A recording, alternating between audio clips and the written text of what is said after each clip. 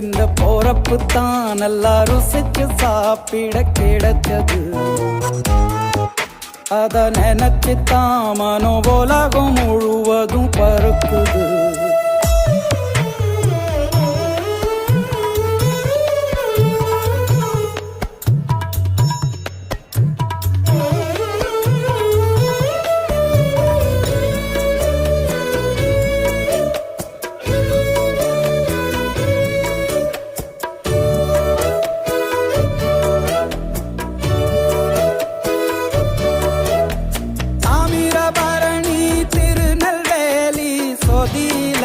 ஒரு தனி ருசி வைகையில் பிடிச்ச ஐர மீன் குழம்புக்கு ஒரு தனி ருசி.